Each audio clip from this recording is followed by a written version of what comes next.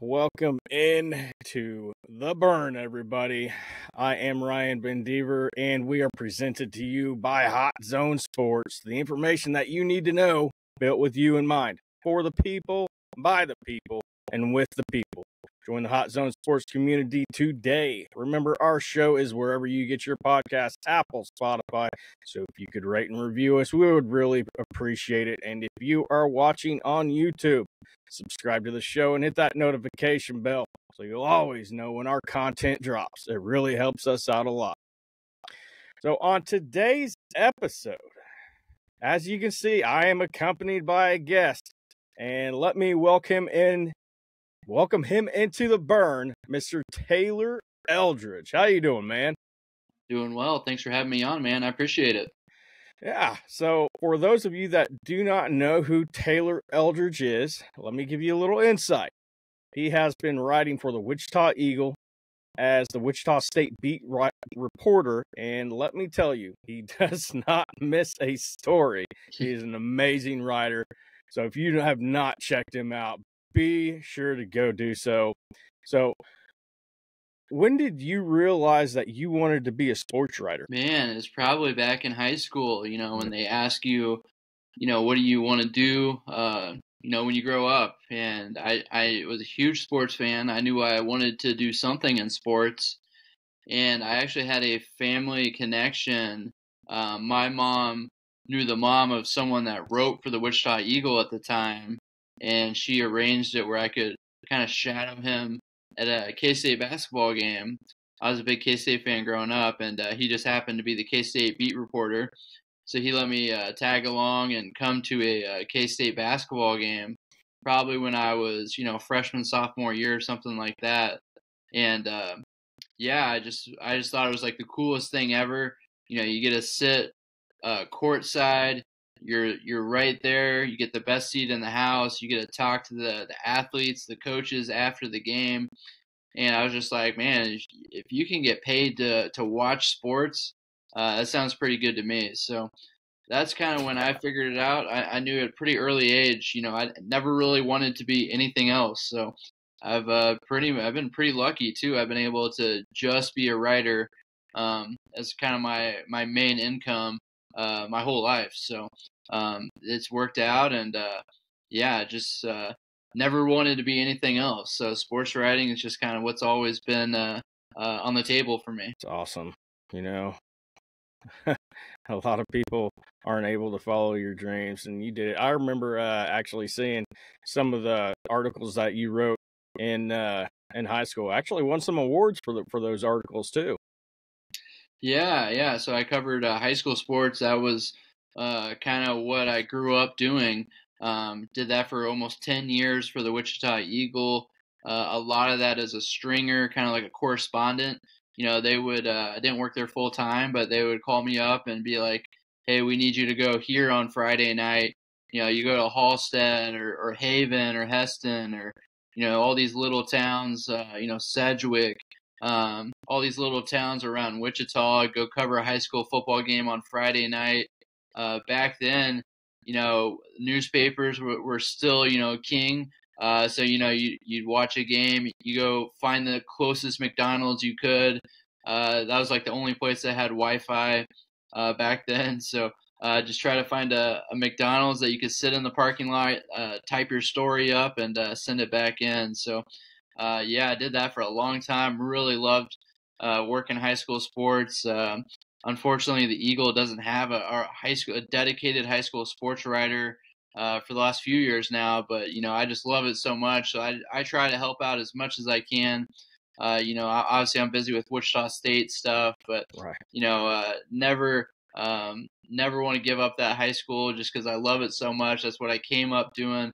I thought the Wichita Eagle in its prime was better than anyone in the state. Dwayne Frazier, Joanna Chadwick. Those are two legends. Jeff Lutz. Wrote a ton for us. Tony Adame, Paul Solentrop. And behind the scenes, you had Kirk Siminoff, Tom Seals, Scott Pask, Josh Wood. All those people are like Hall of Famers in my mind. You think of basketball players. I felt like growing up, I felt like that was like the the Kevin Durant, Steph Curry, LeBron James, like working with those people, that was really cool for me. So miss that era. It's kind of a bummer. The newspaper has kind of gone to the back burner.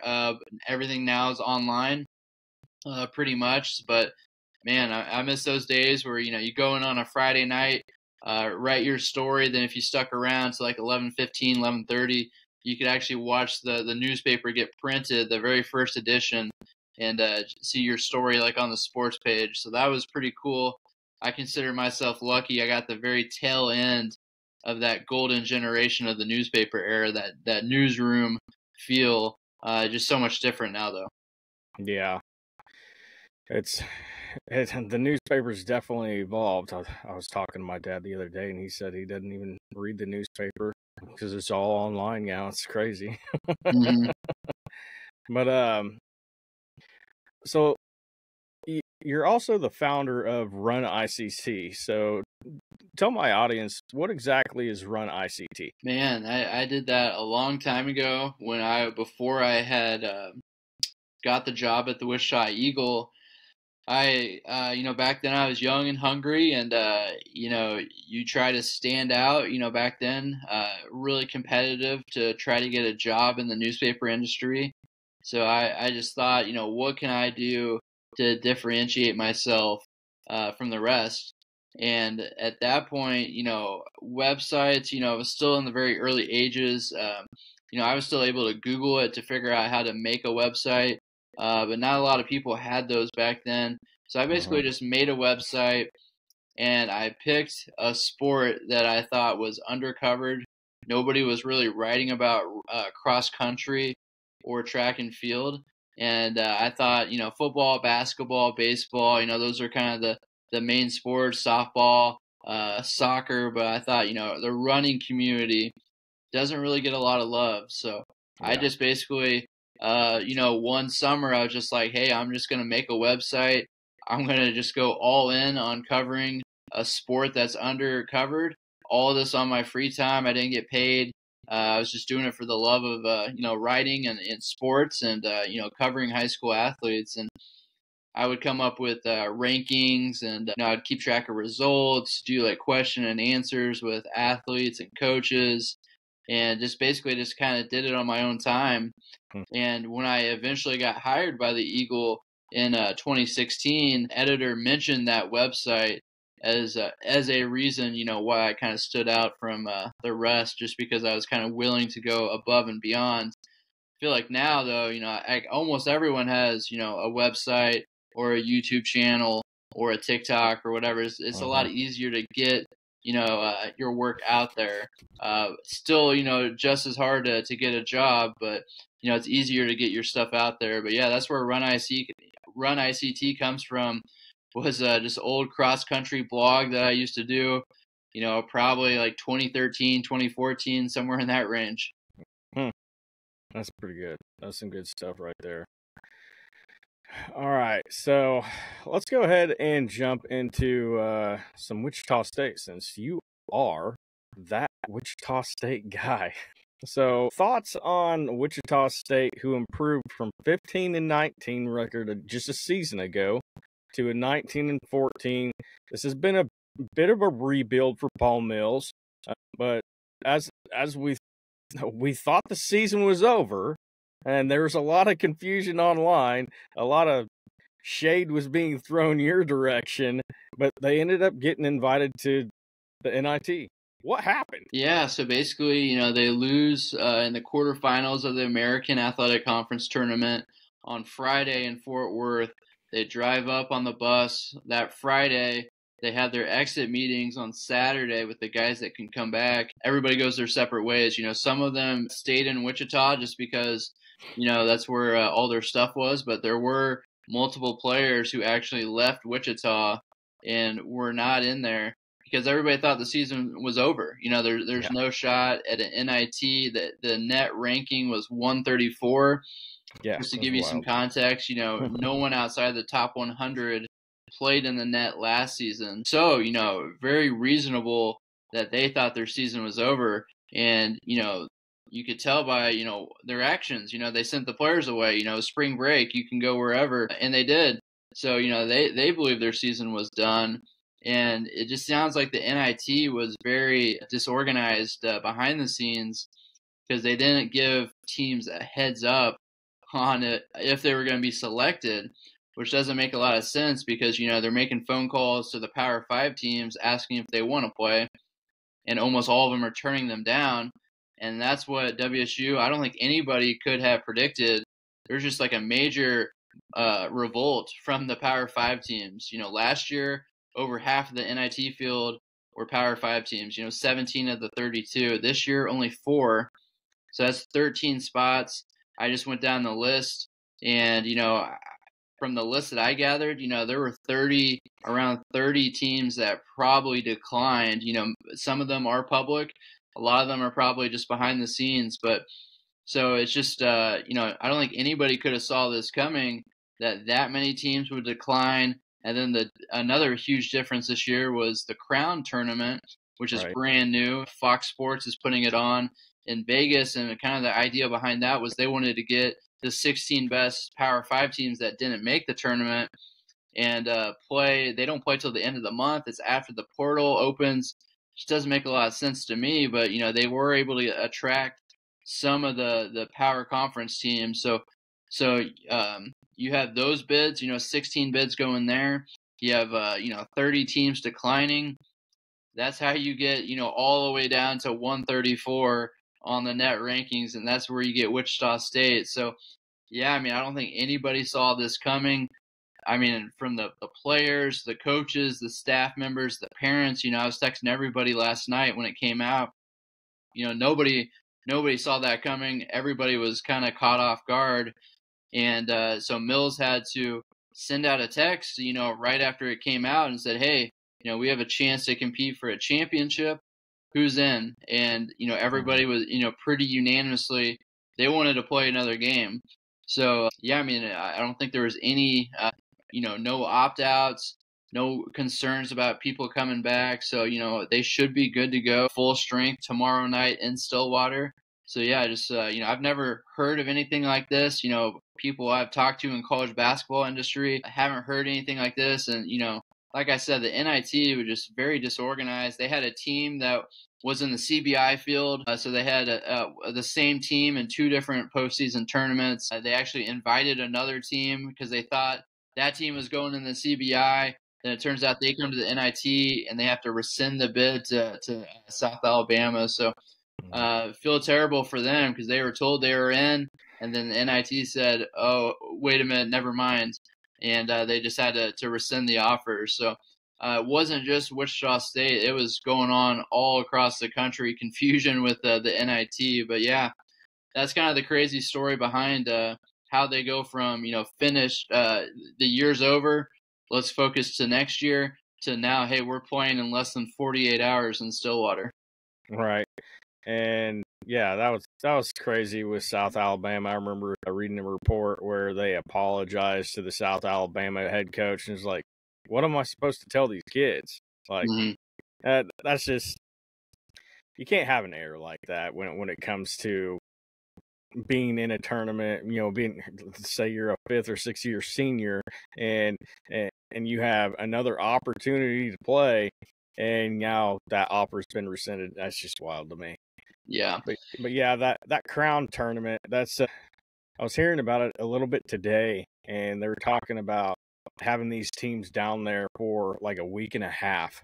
And it doesn't sound too bad of a deal. And Fox Sports, they're trying to be competing with that 4-letter station, and it sounds like it should be a pretty good deal.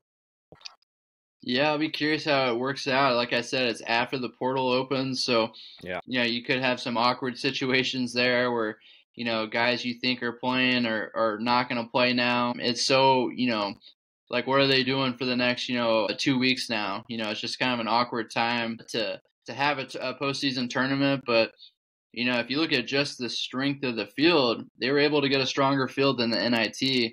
The bracketologist I spoke to last night, Rocco Miller, does a great job for a field of 68 great follow on Twitter, but he's like, just looking at this field, it's kind of like the mid-major invitational for the NIT.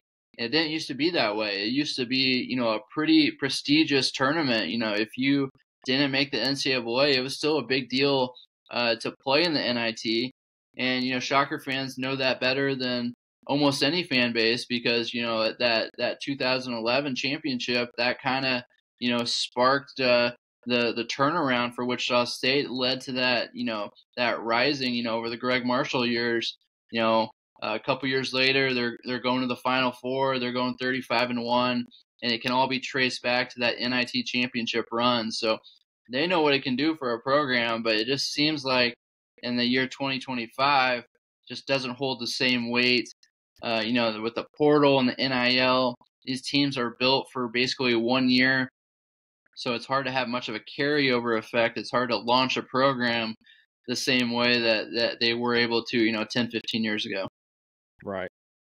So another thing is, so let's walk right over to the NIT. Okay, so they are going to be playing Oklahoma State, who didn't really have the greatest record. So you got the Shockers, who are 19-14 currently. They're going to face off against the 15-17 Oklahoma State team Tuesday night at 8 p.m. Now, for those wondering, it will be on ESPN2. And then the winner, which is also another little wrinkle here, the winner of that game is going to advance to play the winner of number 1 SMU or Northern Iowa on March 22nd or 23rd. Now, who do you think the top performers are that everybody should be watching for, both teams? For Wichita State, Bijan Cortez is playing the best basketball of his career right now. And Fort Worth, those are probably two, if you're going to rank them, those are probably two of the three best, games of his whole college career. So, he's a name to watch. He's going back home to Stillwater. He grew up about an hour away in Kingfisher, so you can bet there's going to be a ton of Bijan Cortez fans in the stands. And Oklahoma State, they have a baseball game that night. It's spring break. There's not going to be any students there. Has the feeling that there's going to be maybe even more Wichita State fans than Oklahoma State, just because it seems like it means a little bit more to the Shockers. It's a close drive for WSU. I think everyone, pretty excited to be playing another game for the Shockers. So that's going to be something to watch. Quincy Ballard is the 7-foot rim runner, elite shot blocker for the Shockers. Xavier Bell has been the leading scorer all year. He just was named first team all conference. So those are kind of the big three, right now for Wichita State. Corey Washington also deserves to be mentioned. And for Oklahoma State, like you said, I mean, they had kind of a disappointing year in the Big 12. But if you look at just them at Gallagher-Iba Arena, they were 7-3 in the second best conference in the country at home in conference play. So, this is a tough game for WSU. Arturo Dean is a really good point guard for Oklahoma State. Bryce Thompson has been there forever, it feels like. I think that Usman, that's the big guy for them. So they have some pieces, and obviously they're battle tested. They've gone through the Big 12, playing some of the best teams in the country all season. So really, it just feels like whoever's going to take this the most seriously, who's ever going to get up for this game, that might be enough to win this one. And for Wichita State, how are they going to get their focus, their minds right, when you had so many seniors that thought their careers were over just, 48 hours ago? Now they got to wrap their mind around like, hey, we got a game on Tuesday night on the road at a Big 12 venue. So that's probably the biggest challenge for Wichita State. They're not going to get a practice in. They're only going to be able to do a walkthrough, shoot around before the game tomorrow. So I think for Wichita State, this is going to come down to, if they're able to generate that excitement, play it, that high, just focus on the task at hand. Whoever's able to bring more energy tomorrow night, that feels like that could be enough to win. Yeah, I mean, the couple of top performers that you already reached on, Avery from Oklahoma State, he averages 1.8 made three-pointers per game for the Cowboys, scoring 11.4 points while shooting 34.8 beyond the arc. Bryce Thompson, he's averaging 12.3 points over the last 10 games. And like you said, Xavier Bell, he's a bright spot. 14.9 points per game. He's averaging 2.9 rebounds for the Shockers. And Corey Washington, over the last 10 games, he's averaging 7.2 rebounds. So this is going to be a really good matchup. I'm really excited for it. I'm more excited because Paul Mills gets another game with these guys to be able to help them, guide them, and to going into next season. And this, we all knew that coming into this hire with Paul Mills last year that it was going to be a bit of a rebuild, and everybody's expecting Greg Marshall to walk through those doors. It's not going to happen, folks.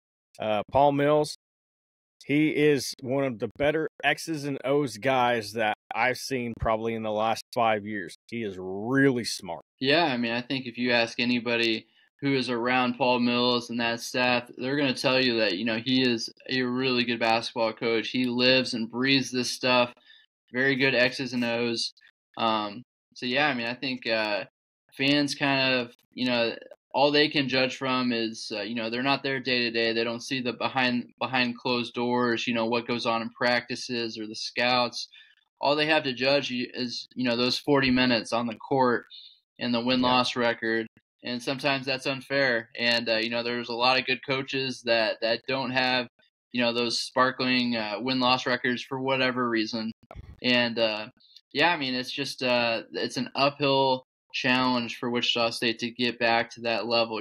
Fans are so used to winning, 25 games, going to the NCAA tournament, not just playing in March Madness, but winning in March Madness, going to Sweet 16s, competing for championships. So, it's just such a different college landscape right now in college basketball with the NIL and the transfer portal. And I would give Kevin Saul, the athletic director, a lot of credit. He's done a lot of good work behind the scenes, building up the NIL.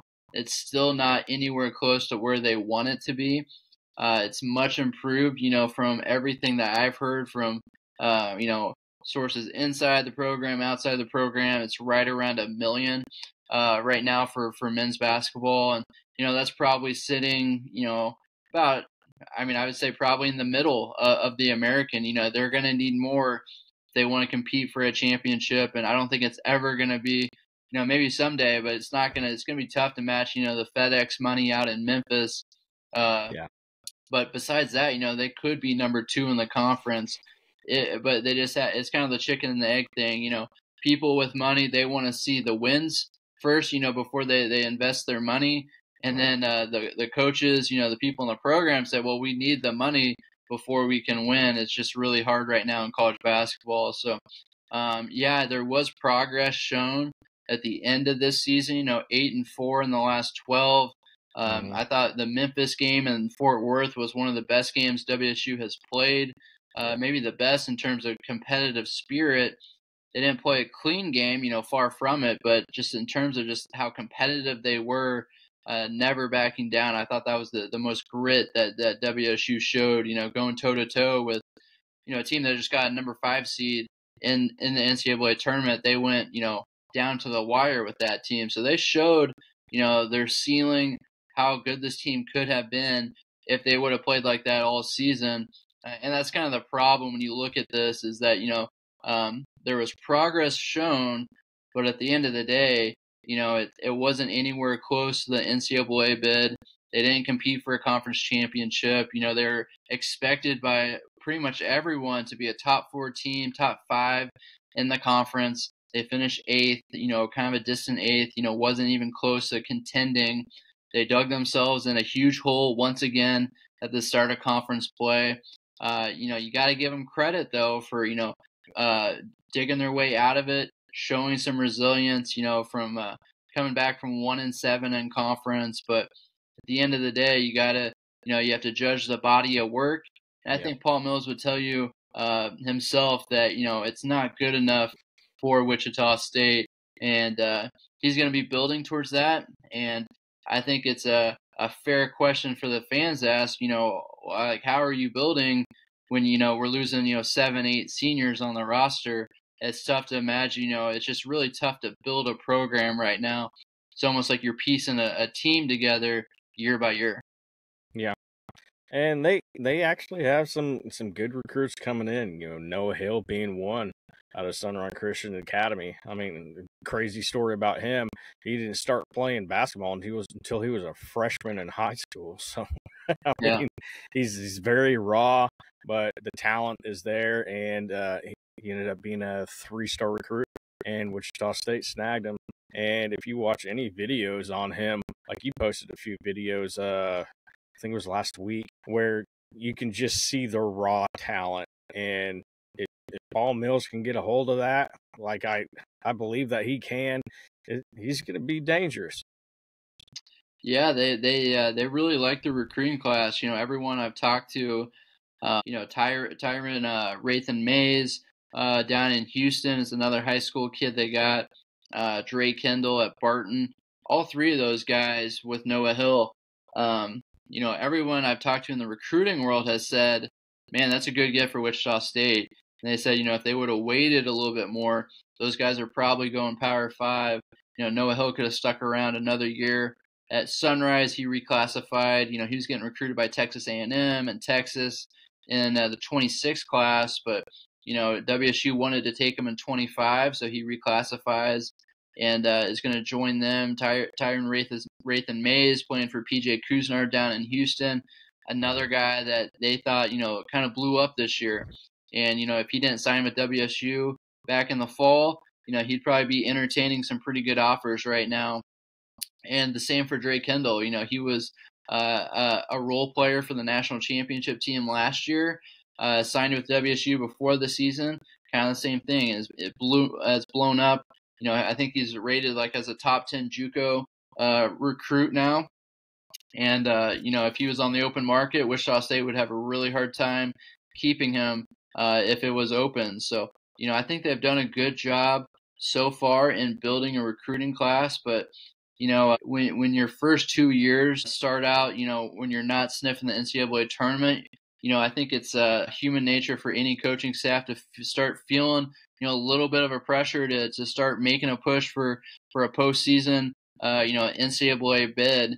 So, bringing in nice freshmen, that's good. That's encouraging. But, I mean, they're not going to help you win in 25, 26. So, really, we'll have to wait and see what Quincy Ballard and Corey Washington do. From what I've been told, they're confident that they can keep them, but you never know in the transfer portal era. So it depends a lot on what those two do. And then they're going to have, 5, 6, 7 spots to play with in the transfer portal. And that's going to tell us a lot about how next year is going to go. Yeah, we definitely going to be keeping our eyes peeled on the transfer portal because it is king right now. Yeah. So moving on to the Intrust Bank Arena. They are a host of the NCAA men's college basketball tournament. They're going to be hosting part of a region. They're bringing in 8 teams. Now, what do you think this means to Wichita? And could we actually get more regions to come to Wichita more often? Because I know we had the women's college basketball a few years back. But I do know that the stadium is going to be packed. And if it's not packed, let me know. I'll buy a ticket myself. Yeah. Yeah, I mean, they've pretty consistently got it every 4 years. 2018, they got it for the first time. Then they were scheduled to host in 2021, and then outside of their control, COVID happens, and so that got wiped out, and now they're back in 25. So they have been able to rack up those NCAA bids. Brad Pittman at Wichita State, he does a great job. Visit Wichita. The staff at Intrust Bank Arena. Everything I've heard, they've said they do a first-class job to host in Wichita, and that's why they keep getting these big-time events. And so, yeah, I mean, I think if it goes well, once again, yeah, I mean, I think we could see the March Madness for the men's side roll back around here, 2028, 2029, somewhere in there. That sounds good. Well, for the games that are going to be hosted in downtown Wichita, you're going to have SIU Edwardsville, a 16 seed going to get up against Houston, a 9 seed Georgia going up against Gonzaga, which that's going to be.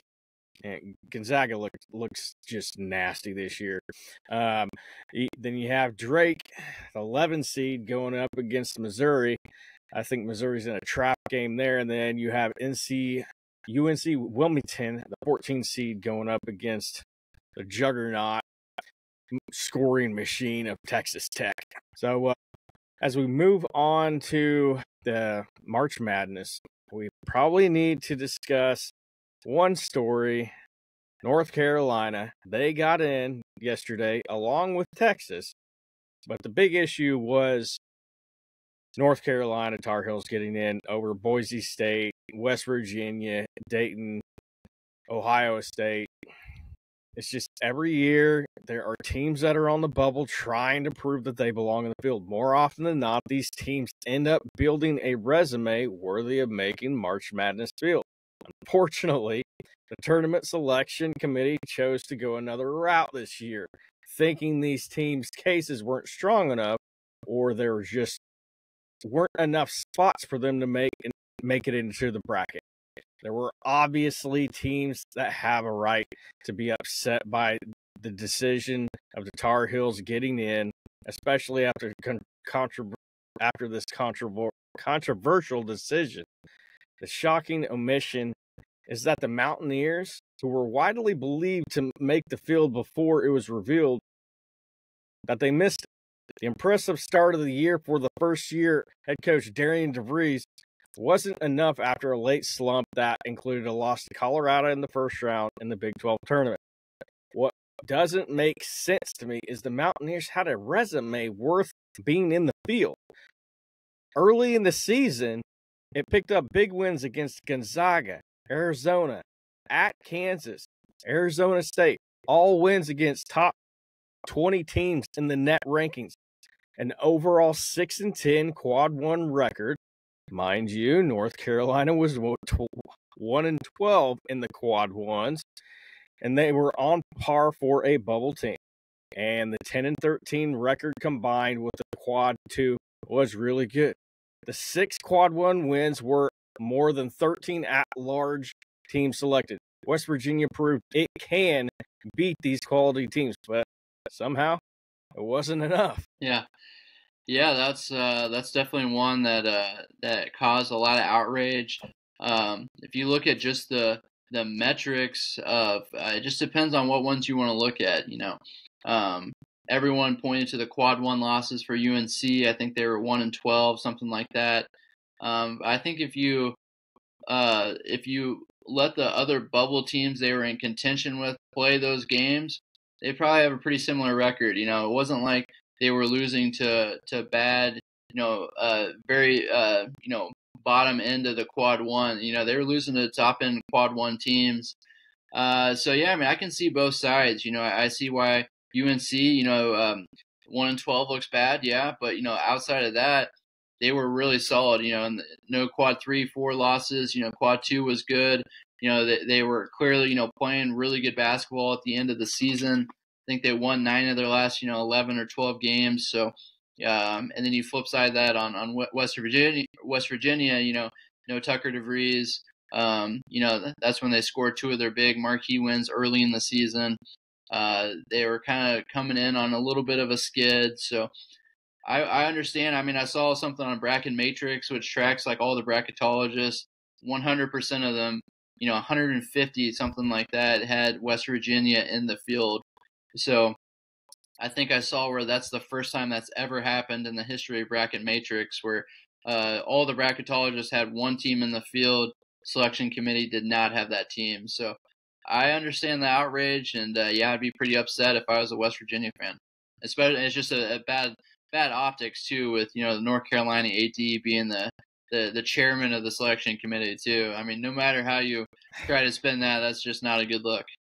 Yeah, I mean, Bubba Cunningham, they said it before um, before Selection Sunday that he's not allowed to go in the room. But how much you have to consider how much poll he's actually asked. And I'm not doing this conspiracy theory thing. I'm just saying you have UNC. Now, if they would have beat Duke, okay, that's a different story. And you wouldn't have beaten Duke. You would have beaten Duke without Cooper Flag. But, that's another story for another day. But the thing is, like, you had West Virginia and another team like Boise State. They're another thing, and they're another team that had a late push by the season. They won 9 of their last 11 regular season games and made it all the way to the Mountain West tournament final, but that wasn't enough either. So my theory is this.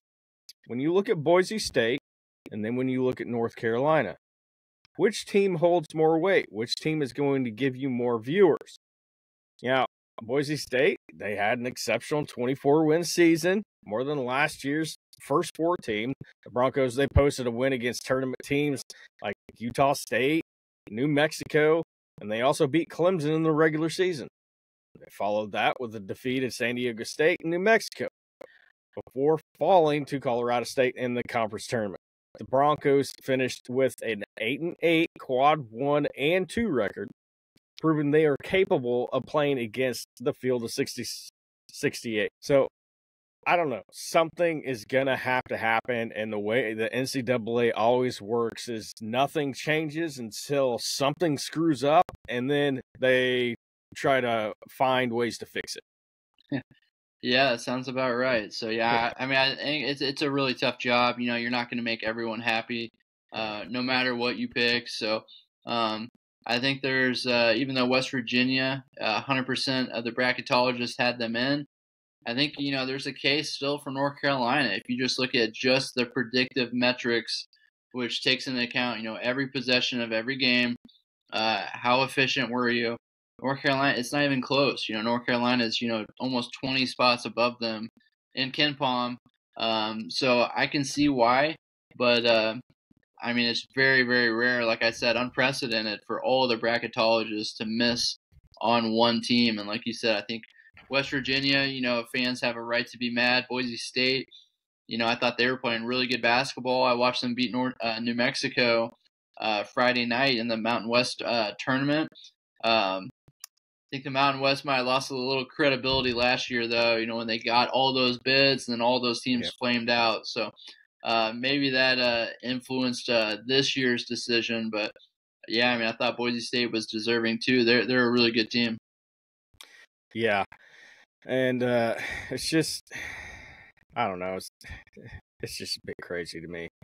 But let's go ahead and move on to the South bracket. So in the South bracket, we're not going to cover all the teams. Everybody's doing that. So we're going to do things a little bit differently here. So there's always one team that surprises you, and everyone it busts a massive amount of brackets over the first weekend. So we're going to give you a Cinderella from each region who can bust those brackets, and then we're going to give you our Elite 8 and Final 4. So my big upset in the South region is going to be Yale over Texas A&M. Now, the reason I'm selecting Yale in this matchup is because they don't let you penetrate. They force you to take tough threes off the dribble, and that plays the Aggies well because they are not good at three. They are not a very good shooting team. Yale is a top 25 team in rebounding rate, and they don't turn the ball over. The things that Yale does very well is they match up with what the Aggies try and force you to do. So strength on strength favors Yale. I'm going to bet on this 13 seed that has been here before. They beat Baylor in 2016. They beat Auburn last season. Both teams do the same things very well, but how physical Yale is, they're not going to be bullying Texas A&M. So give me Yale in this spot. And but also, I wouldn't be surprised about UC San Diego. It's a great story. Don't be shocked if they pull the upset either. If they have a really great season in Michigan, they might have tired legs on them for what they went through in their conference tournament. You never know, and this is why March Madness is one of the greatest times of the year. Yeah. I was going to go UC San Diego. It's I think that's a very popular Cinderella pick. They're top 35, I think, in Ken Palm, by far the highest rated 12 seeds. So they got a star, Tate Jones. He's going to be one of the best players in the bracket, and I could see them making a run at this thing. They're a really solid team. They've won, I think 15 in a row now. They're used to winning. I think they're a team to watch, but I like those two picks. Yeah, San Diego and Yale. So who would you go for the Elite Eight and the Final Four pick for the South region? Oh, man.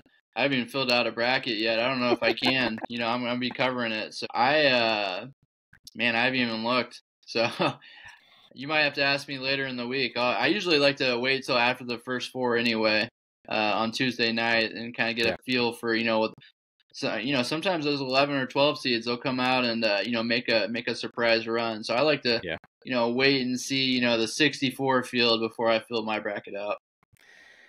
Well, for me, I'm going to go Auburn for sure here for the Elite Eight, and I think that they beat Michigan State. It just feels like this is a year where Izzo gets back to where he belongs amongst the top. I don't think that they are good enough to beat Auburn, but I do think they are good enough to get past Michigan State.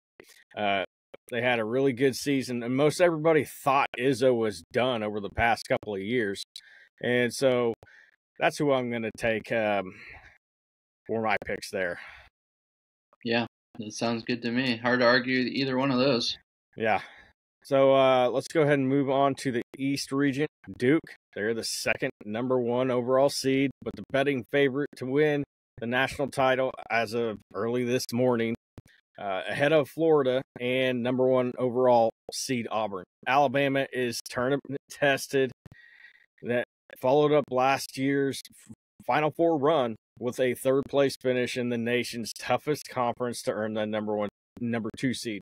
If I had to take a guess, Cooper Flagg is going to be coming off the bench in their second game where they might play Mississippi State. Duke's a juggernaut that stormed through the ACC with a 19-1 record and finished the season with the nation's largest average margin of victory with 20.8 points per game. Yeah, they're clearly the best team. Right now Auburn kind of sputtered there at the finish line. So yeah, I think you're going to see a lot of Duke to the Final Four picks in this one. Yeah, I actually saw today where there was a person that bet $20,000 on Duke, and they would walk away with $90,000 in winnings. But I don't bet, so whatever. But the Cinderella of this region, for me, it's got to be Vanderbilt. Number 10 Vanderbilt. They're battle-tested after running through that SEC gauntlet. The Commodores finished a respectable 8-10 in SEC play. Keep in mind, the SEC got 14 teams into the field, which is a record. The last time they had this many, and I believe they had 11 in 2011. Obviously, expansion. It's gonna add to it, but they have 5 wins over ranked teams, including 3 straight in February, and top 10 victories over number 9 Kentucky and number 6 Tennessee in January. Their net ranking is 48th and 9th in Ken Palm's adjusted efficiency metric. This is a double-digit seed built to advance. Plus, this team just always seems to come up with an upset in this tournament in recent memory, but also you can't count out VCU, the 11th seed. Yeah, that's who I was thinking. VCU, they have the number one effective field goal defense in the country. Anytime you defend like that, you're going to have a chance. We've seen it before. VCU has made Cinderella runs before in March Madness, so that's a great pick. I would throw Liberty out there too. Wichita State played those guys, I think last season and I was just so impressed by Richie McKay, the coach out there. Just X and O wizard. They ran such great stuff. And if you're going to be a double-digit seed, one of those mid-majors, and make a run, you got to do something really, really well. And Liberty shoots a ton of threes. They shoot them at a high clip. And anytime you're dealing with that kind of variance, if they're on, they make 12, 13, 14 threes.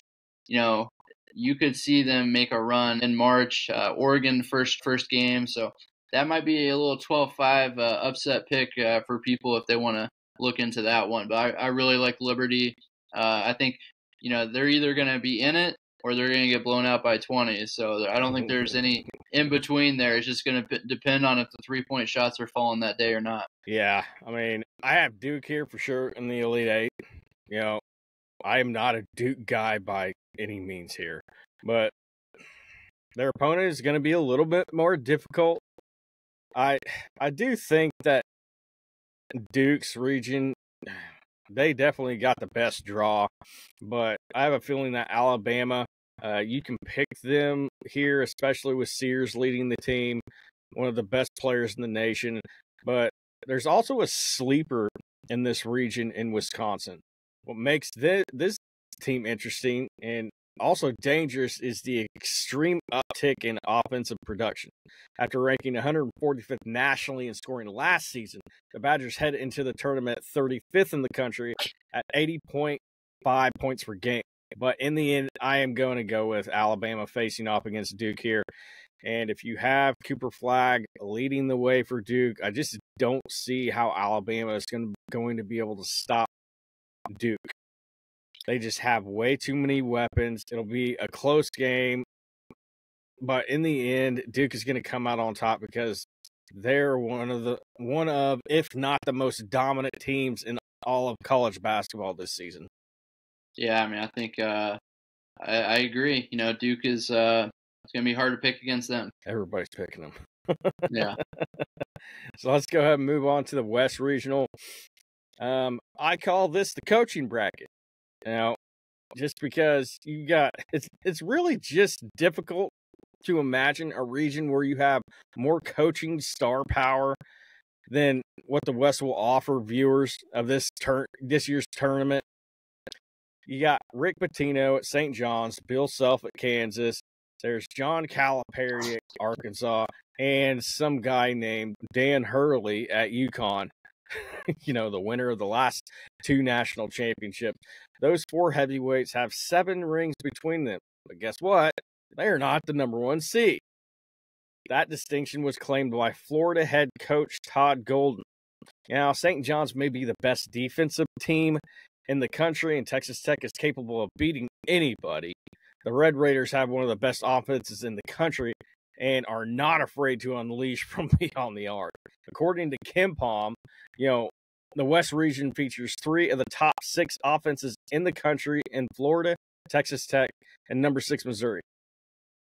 Yeah, it's so many good coaches. You didn't even get to Ben McCollum at Drake. I think that's one of the best stories in the country.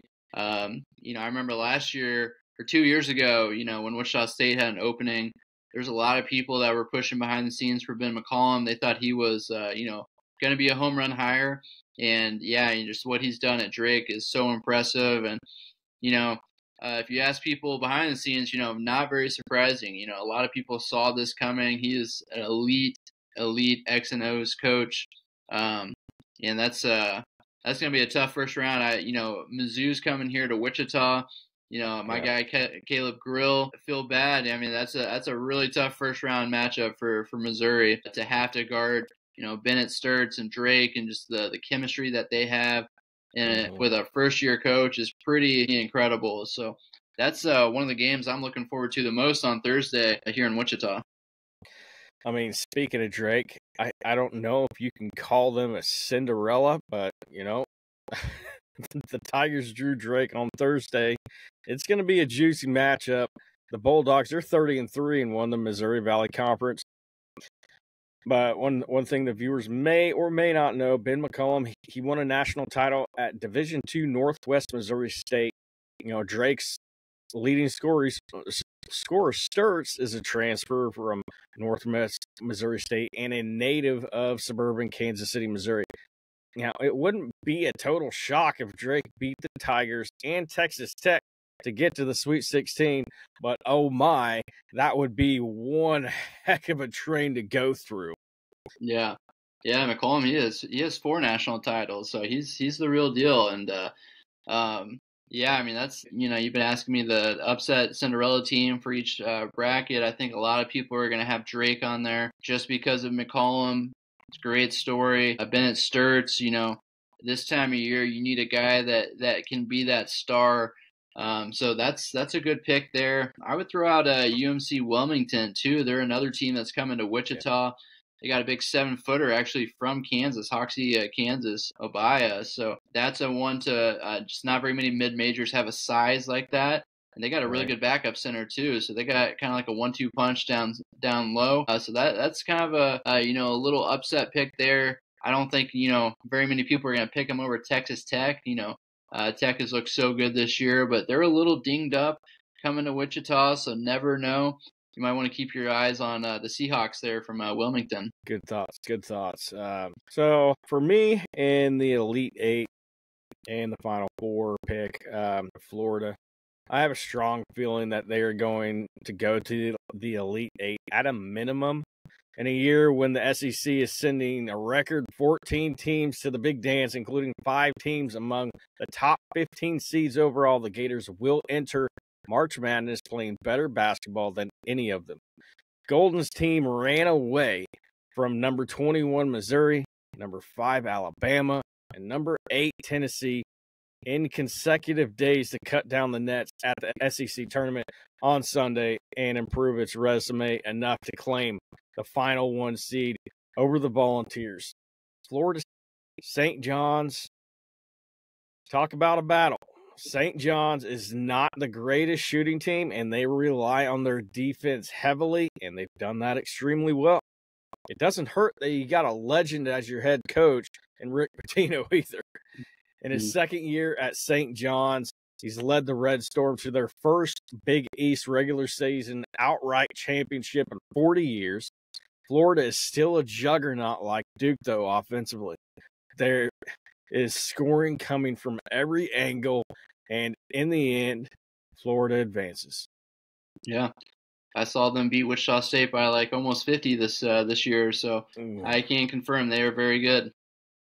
Yeah, you had to throw that one in there, didn't you? I actually watched that one. That one pained me. It was actually pretty bad. So next up, we got the final region, and that is going to be the Midwest region. Everybody's favorite, because we're in the Midwest. Gonzaga is one of the best offensive teams in the country and could pose a massive problem to the Cougars if Houston's lockdown defense doesn't slow the Bulldogs down. If the Cougars get to the second weekend, I kind of like their chances of making the Final Four. Yeah, back when they were in the American, they were a fun team to watch.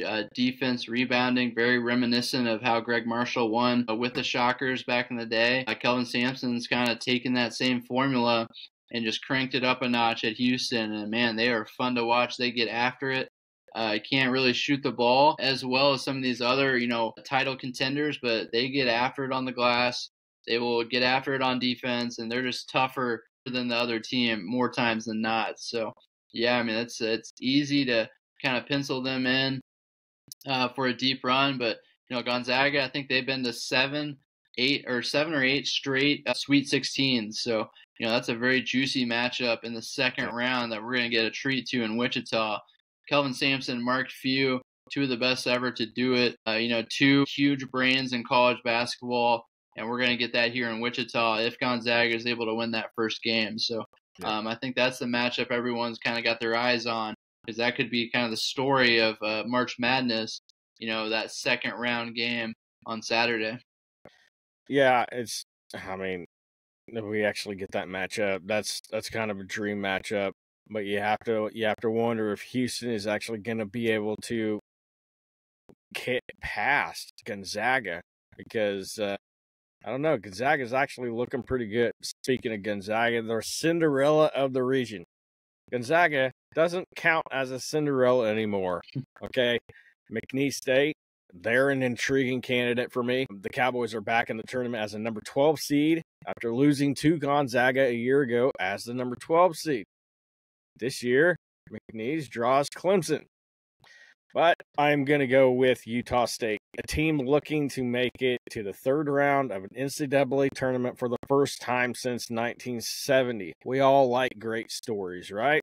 The number 10 Aggies draw number 7 UCLA in the first round and could put a scare into Tennessee in the second round. Yeah, I mean, I like High Point a lot too. That was a mid-major I remember watching earlier this season. Just caught a random game on ESPN, and man, they really impressed me. And I think they got the 13 seed in that bracket, and man, they have some serious talent, and they're riding a long winning streak, if I remember correctly, and that's a mid-major to watch because they're underseeded. I feel like they could be on that 12, even 11 line, just because they are used to winning. They know what that feels like. They have one of the best offenses in the country, and that's the kind of stuff you look for in those Cinderella stories.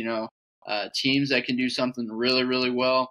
High Point can score the ball efficiently, so that's the one I would watch for in the Midwest. Yeah.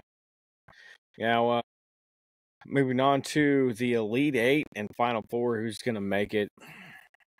A matchup between Houston and Tennessee in the Elite Eight would be phenomenal to see, but it wouldn't be very sexy.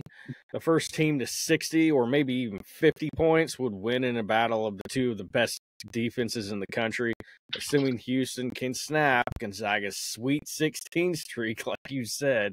We like the Cougars to get to San Antonio. This team is a better shooting one than the last two times Houston was a number 1 seed, and that could be the difference ultimately.